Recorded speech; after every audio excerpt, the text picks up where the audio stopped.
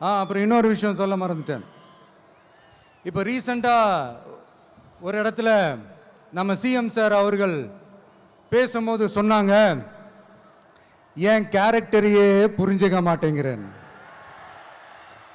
இது cinema dialogue இல்லையா? நான் ஏதாவது பேசினா சினிமா டயலாகா? சார் பேசினா அது சினிமா டயலாக் இல்லையா? சிலப்பதிகாரத்திலேருந்து எடுத்ததா அந்த லைனு, என் கேரக்டரையே புரிஞ்சிக்க மாட்டேன்றது. உங்களை எப்படி தான் சார் புரிஞ்சுக்கிறது? எந்தெந்த விஷயத்துலலாம் சார் உங்கள் கேரக்டர் நாங்கள் புரிஞ்சுக்கிறது? அதையும் நீங்களே சொல்லிட்டீங்கன்னா கொஞ்சம் நல்லா இருக்கும் சார். சட்டம் ஒழுங்குல நாடே சந்தி சிரிக்குது அதுலையா? பெண்கள் பாதுகாப்புல நாடே சந்தி சிரிக்குது அதுலையா? பொய் வாக்குறுதிகளா கொடுத்து ஏமாத்தி ஆட்சிக்கு வந்தீங்களே அதுலையா?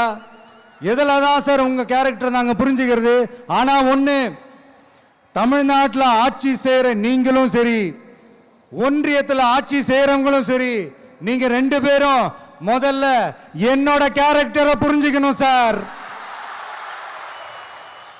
என்னோட கேரக்டர்னு சொன்னது நம்ம மக்களோட கேரக்டரை. 2026 சட்டமன்ற தேர்தலோட அந்த கேரக்டரே கொஞ்சம் வேற மாதிரி சார். அதை கொஞ்சம் தயவு செஞ்சு நீங்க புரிஞ்சுக்கணும் சார். புரிஞ்சுக்கலன்னா மக்களே உங்களுக்கு புரிய வைப்பாங்க சார். கான்பிடண்டா இருங்க சார், நல்லதே நடக்கும் சார்.